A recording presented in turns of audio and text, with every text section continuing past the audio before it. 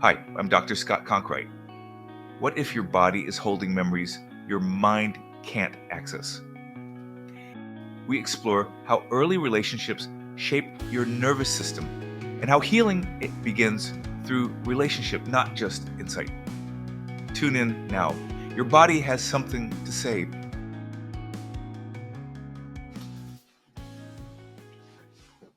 Moving from unconscious relational patterns to conscious choice requires both self-awareness and practical skills.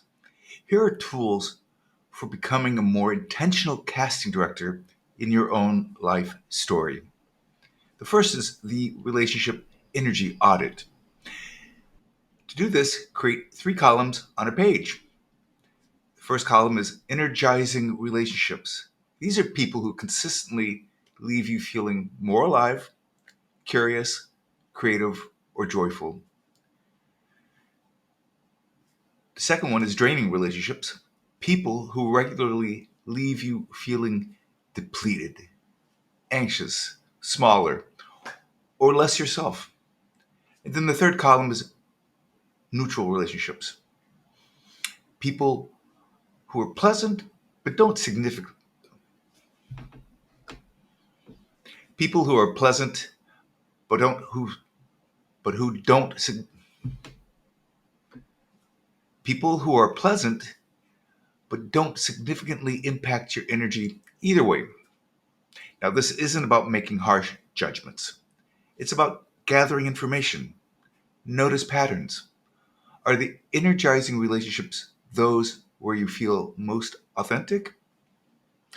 Are the draining ones those where you feel most performative? Are there relationships that used to be energizing but have shifted over time?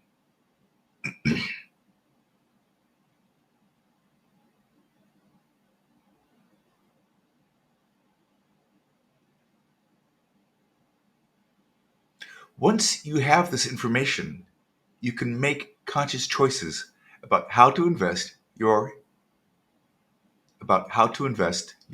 relational energy. The energizing relationships deserve more time and attention, obviously. The draining ones may need boundaries, restructuring, or in some cases, gentle completion, meaning end them. The neutral ones can remain pleasant, but don't need to be central to your story. The second one is the role clarity practice.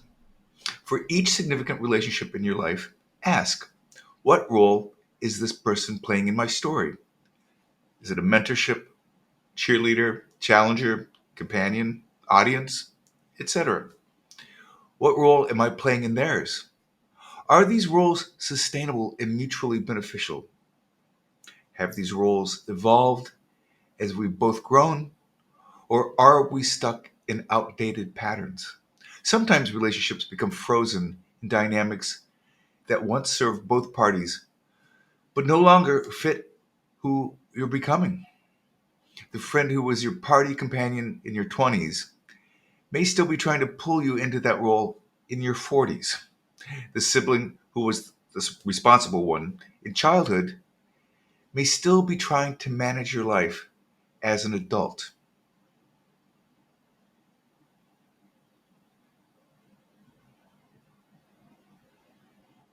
The colleague who bonded with you over shared complaints may resist your growing contentment. Conscious casting means regularly reassessing whether the whether the roles still serve the current story both of you are trying to tell. The next one is the values alignment assessment.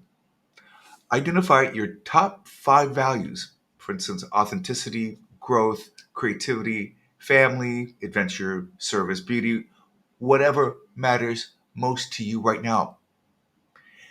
Then consider each significant relationship. Which relationships actively support these values? Which relationships are neutral towards them? Which relationships actively undermine or discourage them? This isn't about expecting everyone. This is this this isn't about expecting everyone to share your exact values, but about recognizing Which relationships create space for you to live your values and which make it more difficult? If you value authenticity but find yourself constantly performing in certain relationships, that's important. If you value growth but feel discouraged from changing or evolving in specific connections, that requires attention.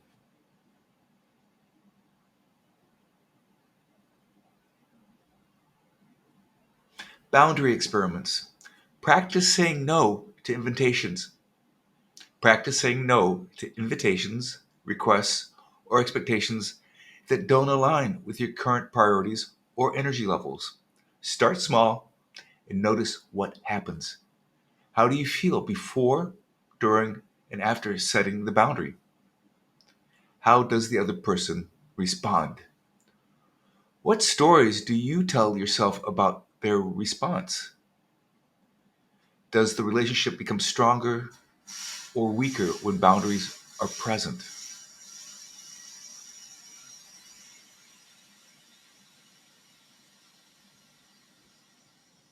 Healthy relationships can handle boundaries. They may require some adjustment as people get used to new patterns, but fundamentally resilient connections will adapt. Relationships that become hostile, manip- manipulative, relationships that become hostile, manipulative, relationships that become hostile, manipulative, relationships that become hostile, manip- manipulative, or punitive when you set limits may need to be reconsidered or restructured. Remember that boundaries aren't walls, they're gates. They don't shut people out. They create clear agreements about how to be together in ways that work for everyone involved. The authenticity gradient is where you rate each significant relationship on a scale of 1 to 10 on how authentic you feel able to be. For instance, 1 to 3 is highly performative, constantly managing your image. 4 to 6, selectively authentic, real in some areas, but not in others. 7 to 10, you are genuinely yourself, able to share thoughts and feelings without significant editing. Notice which relationships score highest and which score lowest. The high scoring relationships are likely where you feel most energized and connected. The low scoring ones may be where you experience the most shame, anxiety, and exhaustion. This isn't necessarily about ending every low scoring relationship, but about understanding why they require so much performance. Sometimes it's about the other person's capacity for authenticity. Sometimes it's about unresolved shame or fear on your part. Sometimes it's simply a mismatch of temperament or communication style. Use this information to make conscious choices about how much energy to invest and what kinds of interactions to pursue with different people.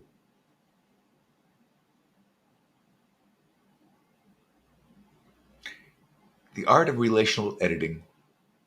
Not every relationship needs to end dramatically or continue exactly as it has been. Sometimes conscious casting means editing roles, adjusting expectations, or changing the frequency or context of connection. This requires both emotional intelligence and practical skill. From leading role to supporting character. Some people who once played central roles in your story may need to move on to supporting roles as you both evolve. This isn't about rejection or devaluation. It's about recognizing that relationships serve different purposes at different times in our lives.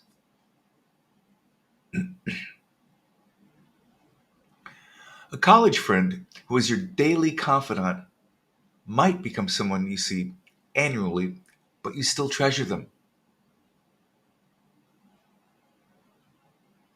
A family member who dominated your emotional landscape might become someone you love from a respectful distance.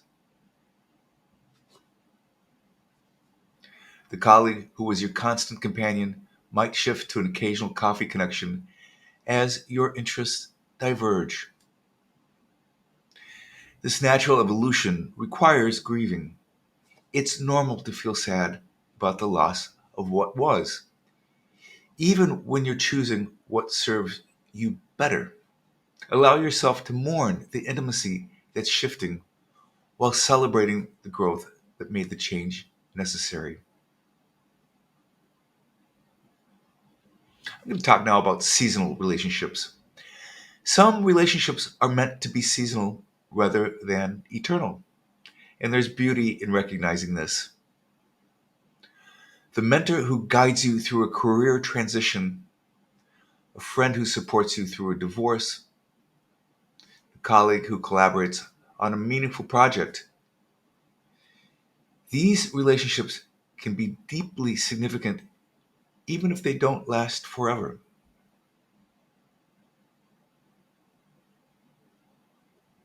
Recognizing seasonal relationships prevents us from either clinging desperately when they're naturally completing or dismissing them as unimportant because they're temporary. They serve their purpose, provide their gifts, and naturally conclude when their season ends. This perspective can also relieve pressure in current relationships. Not every connection needs to be a lifetime commitment. Not every connection needs to be a lifelong commitment. Some people come into our lives to teach us something specific, support us through a particular challenge, or share a certain phase of growth. When we can appreciate relationships for what they offer without demanding they be everything, we can create space for both depth and natural evolution. Talk now about I'm going to talk now about what I call the graceful fade. Not every relationship ending requires confrontation, explanation, or dramatic conclusion.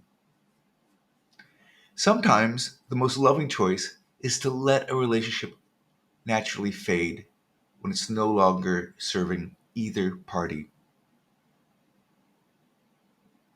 This requires discernment, knowing when to fight for a, knowing when to fight for a relationship and when to let go. The graceful fade honors what the relationship provided while acknowledging that people grow in different directions. It's neither abandonment nor betrayal, but a recognition that holding on too tightly can prevent both parties from evolving. This, me- this might look like responding to invitations with genuine warmth, but declining more often. It might mean it might mean it might mean it it might mean shifting from regular contact to occasional holiday greetings. It might involve being friendly when you encounter each other, but not actively maintaining the connection.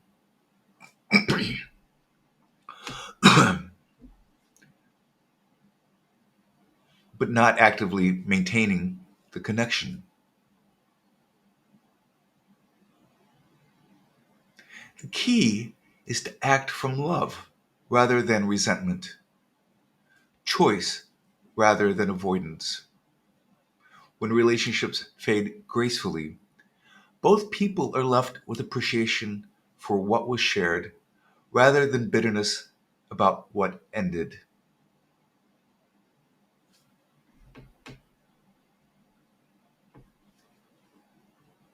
Later lessons in the great relational sorting. Later lessons in the great relational sorting.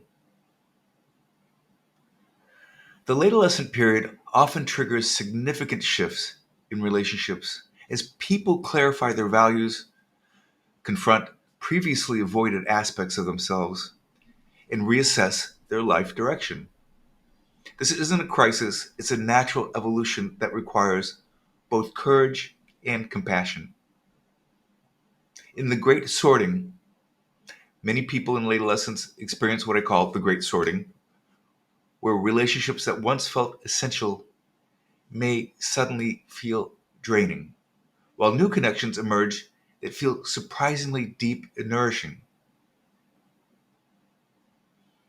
This isn't fickleness, it's the natural result of becoming more authentic.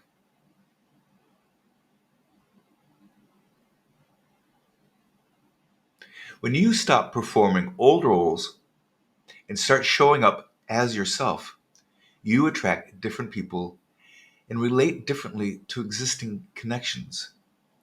Some relationships deepen into new levels of intimacy as both people drop their masks. Others reveal that they others reveal that they were based more on convenience, perhaps habit, or shared history than genuine compatibility.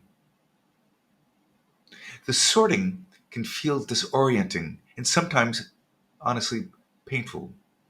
It's normal to grieve this in the loss of connections that no longer fit, even when you know the change is healthy. It's also normal to feel guilty about outgrowing relationships, especially with family members or long term friends who may interpret your evolution as rejection. Remember that growth isn't betrayal. You don't owe you don't owe anyone else your stagnation.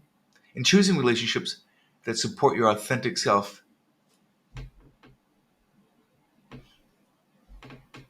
in choosing relationships that support your authentic self isn't selfish. It's necessary for genuine intimacy. Family recalibration. Late lessons often brings a reckoning with family relationships. The roles you played in childhood, the peacemaker, for example, or the rebel, the caretaker, the achiever, may no longer fit who you're becoming. This can create tension as family members adjust to your changing presentation and expectations. Family systems have their own momentum and often resist change, even positive change. When one person stops playing their assigned role, it disrupts the entire dynamic. Others may increase pressure, guilt, or manipulation to pull you back into familiar patterns. This recalibration requires patience and compassion, both for yourself and for your family members. Change threatens established systems, and people may resist your evolution not out of malice, but out of their own fear of change or loss of control. Setting boundaries while maintaining love, when possible, becomes an essential skill. This might mean limiting the topics you discuss with certain family members, reducing the frequency of contact, or removing yourself from situations that consistently trigger old dynamics. Listen, not all families can adapt to members' growth, and sometimes creating physical or emotional distance becomes critical and necessary for psychological health. This doesn't make you a bad person at all. It makes you someone who takes responsibility for your own well being.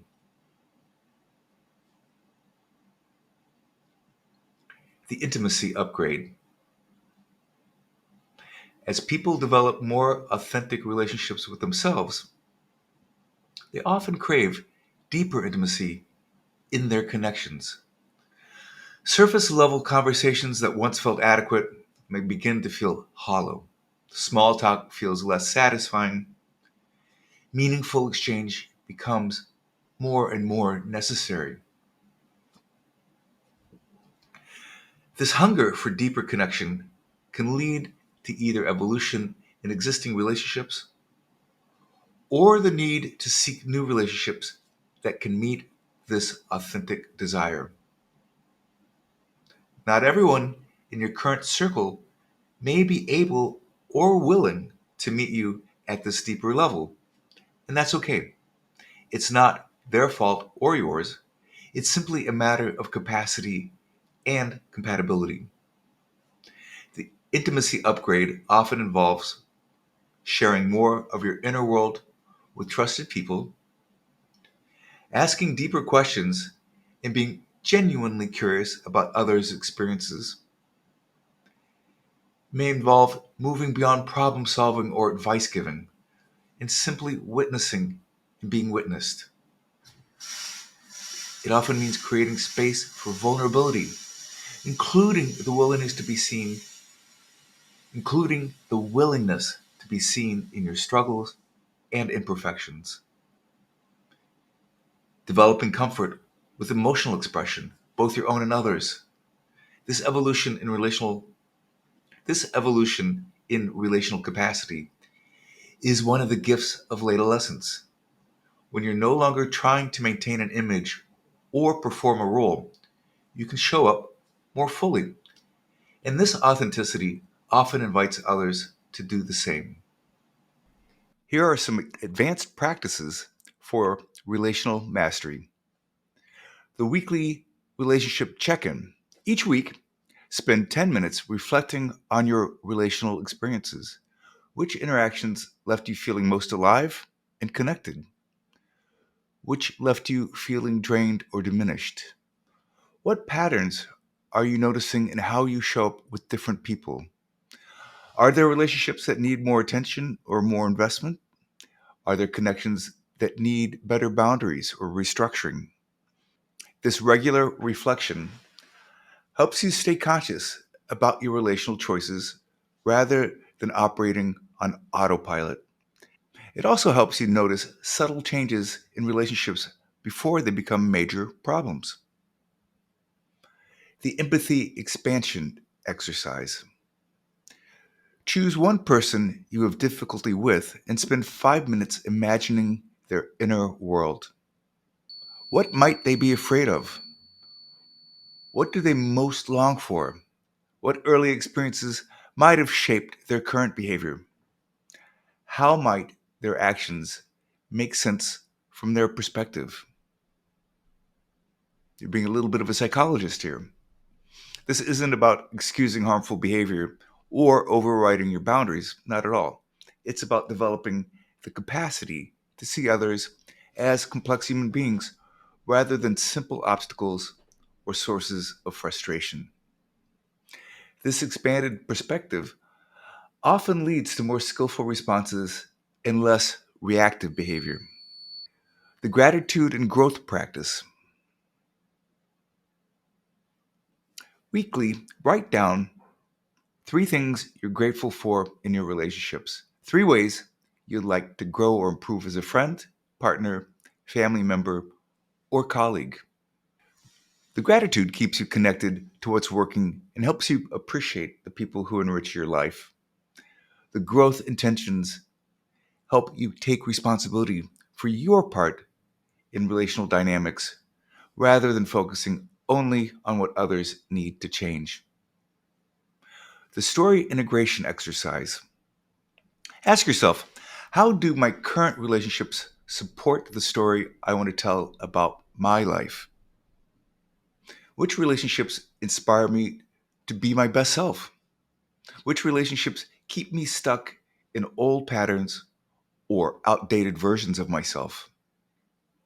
If I approached each relationship as a conscious choice rather than an obligation or habit, what would change? This reflection helps you move from unconscious inherited patterns to conscious chosen connections. It also helps to see relationships as collaborative adventures in becoming rather than static arrangements based on history or convenience. Here are some case studies. Marcus, a 47-year-old high school teacher, entered therapy feeling exhausted by his relationships. He was everyone's go to person for emotional support, practical help, crisis management, but he felt deeply unseen and unappreciated. His calendar was packed with other people's needs, but he couldn't remember the last time someone had asked him how he was doing or offered him support. Through our work together, Marcus identified that his people pleasing stemmed from childhood shame around being too much, too emotional, too needy, too intense. His mother, while well meaning, had been overwhelmed by her own struggles and had praised Marcus for being such a good boy when he took care of himself and helped with his younger siblings. Does that sound familiar? Not an uncommon story. He learned early that love came through usefulness rather than simply being himself. As Marcus developed a more compassionate relationship with his own needs and emotions, he began experimenting with setting boundaries. He started saying no to some requests for help. He began also sharing his own struggles with close friends instead of always being the listener. He stopped automatically offering solutions when people shared problems with him. Initially, some relationships became strained. His brother, who had relied on Marcus's constant availability for both practical and emotional support, accused him of being selfish and changing for the worst. A few friendships that had been based primarily on Marcus's caretaking role gradually faded away. But other relationships deepened significantly. His closest friend remarked that Marcus seemed much more real, and their conversations became more reciprocal and meaningful. His romantic relationship, which had been struggling due to his emotional unavailability, he was too busy caring for everybody else, began to flourish as he brought more of himself to the partnership. Marcus learned that authentic connection requires the courage to disappoint some people in service of being genuine with others. His energy improved dramatically, his resentment decreased, and he began attracting new friendships with people who appreciated his full range of emotions and thoughts, not just his helpfulness. As he put it, I thought, if I stopped doing so much for everyone, I'd be alone. Instead, he said, I found out who my real friends were, and those relationships got so much better. Let's now talk about Lisa, a 52-year-old mother and part time nurse who faced a relational crisis when her youngest child left for college. Her marriage, which had functioned primarily as a co parenting partnership for nearly 2 decades, suddenly felt empty and purposeless. She and her husband Tom had become friendly roommates who coordinated schedules and shared household responsibilities, but rarely connected on any deeper level. Lisa's initial impulse was to assume the marriage was over. We have nothing to talk about except the kids, she told me. Now that they're gone, what's the point? She found herself fantasizing about divorce, imagining a life of independence and new adventures. Rather than immediately acting on these feelings, Lisa began working on a relationship with herself.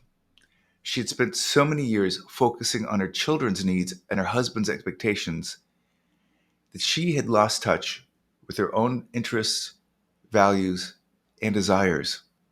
She began journaling, took up photography again, which was a passion in her 20s, and started developing friendships outside of the family system. This internal work gave her the clarity to approach her marriage from a place of choice rather than habit or obligation. Instead of leaving immediately or resigning herself to an empty relationship, she proposed that she and Tom enter couples therapy to explore whether they could build something new together. The process wasn't easy. Both had to grieve the loss of their parent focused relationship and confront years of emotional distance and unaddressed resentments. They had to learn to see each other as individuals rather than just co parents. They had to develop new ways of connecting that weren't centered around their children's activities and needs. Not all empty nest relationships survive this kind of intentional reconstruction, but Lisa and Tom's marriage evolved into something more intimate and authentic than it had been in years. They discovered shared interests they had forgotten about, developed new rituals for connection, and learned to appreciate each other's growth and independence. It felt like dating someone I'd been married to for 20 years, Lisa said. We had to fall in love with who we had become, not just remember who we used to be. David, a 44-year-old artist and graphic designer, had maintained a relationship with his critical, emotionally volatile mother out of obligation and guilt for most of his adult life. Family gatherings were exercises in emotional survival. His mother would alternate between harsh criticism of his life choices and dramatic emotional manipulation designed to keep him engaged and reactive. David would leave every interaction with his mother feeling angry, small, and emotionally depleted. Yet he couldn't imagine setting boundaries without being a bad son. The family loyalty script ran deep, reinforced by his mother's frequent reminders about all she had sacrificed for him and his siblings. Another very common story. Through our work together, David began to understand that his attempts to manage his mother's emotions and earn her approval were actually preventing both of them from having any kind of real relationship. His constant accommodation enabled her worst behaviors while keeping him trapped in a childlike role that served no one. He began experimenting with boundaries, starting small. He limited phone calls to 15 minutes and ended them when his mother became abusive. He stopped attending family gatherings that consistently left him feeling terrible. He began responding to her criticisms with neutral statements like, I can see you have strong feelings about that, rather than defending himself or trying to change her mind. His mother initially escalated her behavior using guilt, anger, and threats to try to pull him back into the old dynamic. You're breaking my heart, she would say. I'm your mother. Don't I deserve better than this? David had learned to tolerate her distress without taking responsibility for it, one of the most difficult lessons in family boundary setting. Over time, something shifted. His mother began to respect the boundaries, perhaps realizing that her old tactics were no longer effective. Their relationship became much smaller but more honest. David could have brief, pleasant conversations with his mother when she was regulated, but he could remove himself when she wasn't. I thought I had to choose between having a relationship with my mother and protecting myself, David said. I learned that I could love her without sacrificing my own well being, and that sometimes distance makes affection possible again. David's experience illustrates that family loyalty doesn't require endless tolerance of harmful behavior. Sometimes the most loving thing you can do is refuse to enable someone's worst impulses while remaining open to connection when they choose to show up differently. Jennifer, a 49-year-old marketing director, came to therapy 6 months after discovering her husband's affair. The betrayal had shattered not just her marriage, but her entire understanding of relationships and trust. If I couldn't see this coming with someone I lived with for 15 years, she said, how can I ever trust my judgment about people again? Beyond the marital crisis, Jennifer realized that the affair had exposed deeper patterns in her relationships. She had a history of ignoring red flags, making excuses for others' behaviors, and prioritizing harmony over honesty. The very traits that made her a supportive partner, her willingness to give people the benefit of the doubt, her ability to see the best in others, her discomfort with conflict, had also made her vulnerable to deception and manipulation. Through therapy, Jennifer learned to differentiate between healthy trust, which grows over time through consistent behavior, and naive trust, which ignores evidence in favor of wishful thinking. She began developing what she called her internal radar system, her ability to notice when something felt off, even when she couldn't fully articulate why. The work involved both grieving the loss of her marriage and examining deeper patterns that had shaped her relational choices. Jennifer discovered that her tendency to overlook red flags stemmed from childhood experiences with an alcoholic father whose behavior was frequently unpredictable, but whose love she desperately wanted to secure. As Jennifer's relationship with herself strengthened, her capacity for discernment in relationships grew. She learned to pay attention to how she felt in different people's presence, to notice inconsistencies between words and actions, and to trust her intuition even when it contradicted what others were telling her. When she began dating again 2 years later, Jennifer approached relationships very differently. She was less eager to please and more willing to just observe. She asked more direct questions and paid attention to how potential partners responded to her boundaries and requests. She was willing to end connections that didn't feel authentic, even when they looked good on paper. I used to think being loving meant accepting whatever people gave me, Jennifer reflected. Now I know that real love, including self love, sometimes means saying no to people who aren't showing up with integrity. The integration of all four pillars. The four foundational relationships are not separate territories, but interconnected aspects of a whole life. Your relationship with others reflects and is reflected by your relationship with yourself, with meaning and money. When Rachel strengthened her relationship with herself, she stopped seeking validation through her connections. When she clarified her sense of purpose, she attracted friends who shared her evolving values. When she addressed her money fears, she could afford to invest in relationships that truly mattered rather than maintaining connections out of social obligation or financial dependence. The casting director role becomes possible only when the other three roles are functioning well. You can't choose consciously for others if you don't know yourself authentically.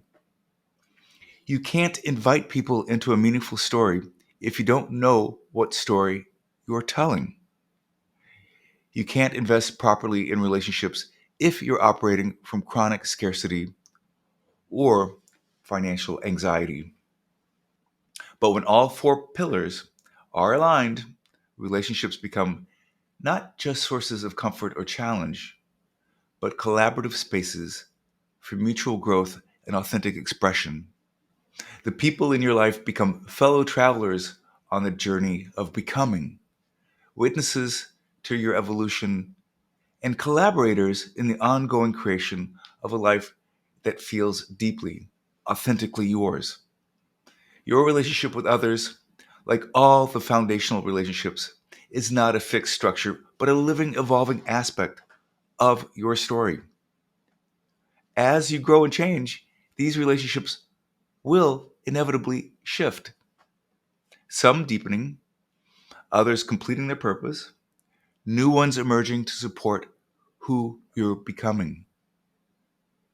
The art lies not in controlling these changes, but in approaching them with consciousness, courage, and an open heart. In later lessons, this relational consciousness becomes particularly crucial. As you shed old roles and step into new aspects of yourself, your relationships either support this evolution or resist it.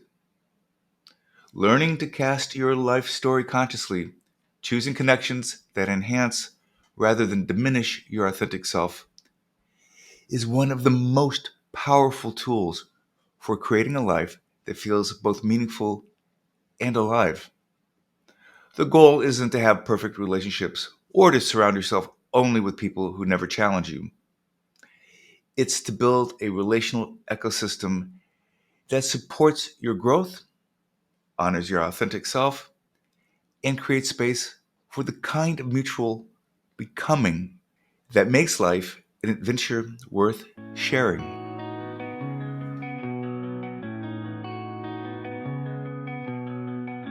So be sure to subscribe and follow along. And if you're curious where you are on your own growth journey, take the free self-discovery snapshot at scottconkright.com. You can also join our newsletter for weekly insights and learn about upcoming therapy groups, meetups, and live workshops. Till next time, be kind to the part of you that felt everything first.